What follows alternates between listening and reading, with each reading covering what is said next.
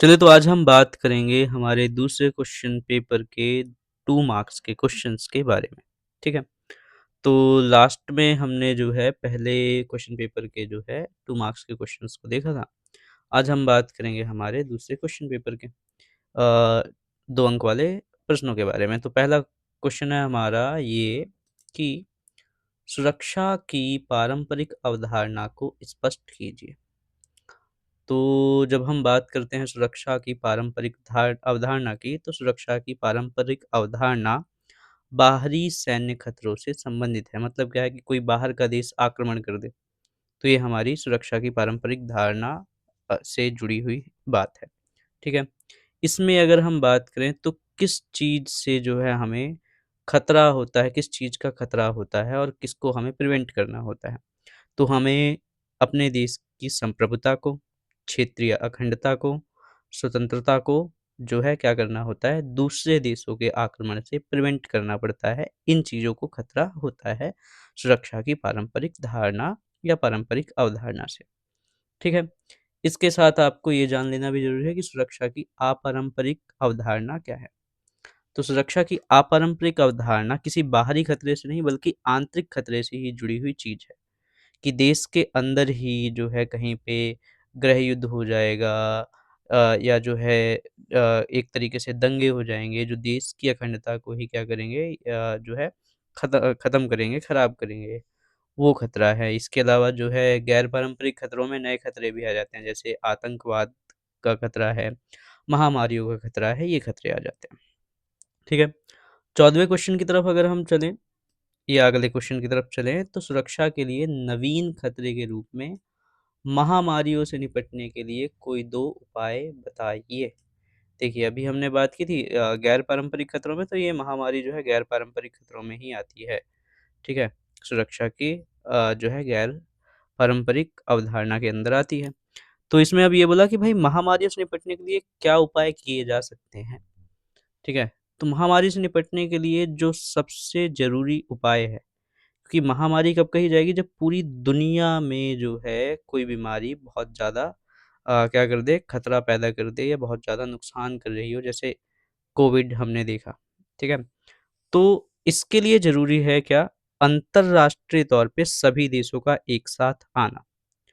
तो पहला उपाय तो यही हो जाएगा कि भाई अंतर्राष्ट्रीय सहयोग हो, सभी देशों का सहयोग हो, बड़े-बड़े जो अंतर्राष्ट्रीय संगठन हो, वो जो है एक साथ आएँ ताकि जो है इससे निपटा जा सके, ठीक है? दूसरा क्या है कि सभी देशों द्वारा या जो समर्थ देश हैं, उनके द्वारा गरीब देशों तक जो है स्वास्थ्य की बुनियादी सुविधाओं को पहुँचाना। क्योंकि बहुत ज़्यादा आवश्यक है, किसी भी देश का या दुनिया का महामारियों से निपटने के लिए कि बुनियादी स्वास्थ्य सुविधाओं तक पहुँच हो पूरी दुनिया की। ठीक है? तो ये 2 जो है एक तरीके से हम क्या कह सकते हैं सुझाव हैं, उपाय हैं किससे? महामारियों से निपटने के। ठीक है? आगे अगर हम बात करें अगले क्वेश्चन की, तो अगला क्वेश्चन है हमारा, मैसूर में हुए कांग्रेस अधिवेशन में घोषित समाजवादी बनावट वाले समाज, ठीक है, किसके? समाजवादी बनावट वाले समाज के लक्ष्य को प्राप्त करने के लिए सरकार ने दूसरी पंचवर्षीय योजना के दौरान किस प्रकार का कार्य किया? ठीक है, अब यहाँ पे क्वेश्चन को इतना बड़ा घुमा दिया है ताकि बच्चे कन्फ्यूज़ हो, सिंपल सी बात ये इसमें पूछी गई है कि भाई दूसरी पंचवर्षीय योजना की मुख्य बातें क्या हैं? ठीक है, तो दूसरी पंचवर्षीय योजना की जब हम बात करते हैं, उसके दौरान क्या कार्य किए गए या उसकी मुख्य बातें क्या हैं? तो पहली चीज़ तो ये कि भाई जैसे पंचवर्षीय योजना कृषि के क्षेत्र को बेहतर करने के लिए लाई गई थी। तो दूसरी पंचवर्षीय योजना उद्योगों पर ज़ोर देती थी। किस पे ज़ोर देती थी? उद्योगों पर ज़ोर देती थी। ठीक है? इसके अलावा क्या? कि इसने जो है सार्वजनिक क्षेत्र के विस्तार का कार्य किया, ठीक है? अब क्यों किया? ताकि हम आत्मनिर्भर हो सकें, ताकि हमारा जो देश है वो आत्मनिर्भर बन सके, ठीक है? आगे अगर हम अगले क्वेश्चन की तरफ चलें, ठीक है? तो हाँ, इसमें थोड़ा ये भी आप ऐड कर सकते हैं कि दूसरी पंचवर्षीय योजना के जो योजनाकार थे वो कौन थे? पीसी महाल नोबिस। तो पहली पंचवर्षीय योजना के योजनाकार कौन थे? वो थे केएन राज, ठीक है? आगे चलते हैं।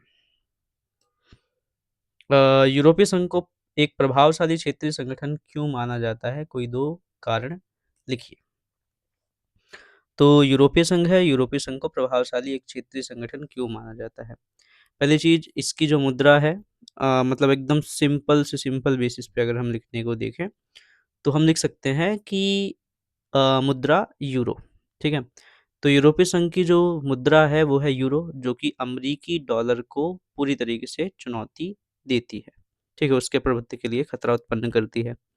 दूसरी चीज़ क्या है कि जो यूरोपीय संघ है, वो एक आर्थिक और राजनीतिक संगठन है, जो काफ़ी हद तक विश्व राजनीति को प्रभावित करने की क्षमता रखता है, ठीक है? सैन्य शक्ति की अगर हम बात करें, तो काफ़ी बड़ी सैन्य शक्ति है और अगर हम बात करें इसका देश है जो है इसमें शामिल देश है फ्रांस। फ्रांस के पास परमाणु शक्ति भी है और एक जो है वीटो पावर भी है क्योंकि वो सुरक्षा परिषद का स्थायी सदस्य है, ठीक है? आगे चलें। पहले 3 आम चुनाव में कांग्रेस पार्टी के प्रभुत्व के कोई 2 कारण स्पष्ट कीजिए। कई सारे कारण हैं, अगर हम सिर्फ़ 2 कारण की बात करें तो एक तो यही कि भाई ये वो पार्टी है जिसने स्वतंत्रता दिलाई थी, ठीक है? तो इसके कारण लोगों का एक भावनात्मक जुड़ाव इस पार्टी के साथ था, तो एक ये कारण हो गया। दूसरा क्या हुआ कि जो है इसमें काफ़ी बड़े दिग्गज नेता थे, ठीक है? चाहे हम पंडित जवाहरलाल नेहरू की बात करें या जो है मोरारजी देसाई की बात करें या जो है हम लाल बहादुर शास्त्री की बात करें, सरदार वल्लभ भाई पटेल की बात करें, तो करिश्माई नेताओं का होना भी इसमें जो है इस पार्टी को प्रभुत्व में लाने के पहले 3 आम चुनाव में प्रभुत्व में लाने का कारण बनते हैं। ठीक है? आगे अगर हम चलें अपने अगले क्वेश्चन की तरफ तो वो है स्वतंत्रता के प्रारंभिक वर्षों में भारत द्वारा औपनिवेशीकरण के हित में अनौपनिवेशीकरण माफ़ कीजिएगा, अनौपनिवेशीकरण के हित में किए गए किन्हीं 2 प्रयासों का वर्णन कीजिए। ठीक है? तो भारत ने मतलब किस प्रकार से अनौपनिवेशीकरण को विऔपनिवेशीकरण भी बोलते हैं। ठीक है? मतलब क्या है औपनिवेशीकरण का मतलब होता है कि किसी एक देश द्वारा दूसरे देश को जो है गुलाम बना लेना, उसके संसाधनों का इस्तेमाल करना, जैसे कि हम ब्रिटेन के थे, ठीक है? अंग्रेज़ों के थे। उसी प्रकार से जो है भारत ने क्या किया कि जब भारत स्वतंत्र हुआ तो भारत ने इसका विरोध किया और वैश्विक स्तर पे इसका विरोध किया। ठीक है?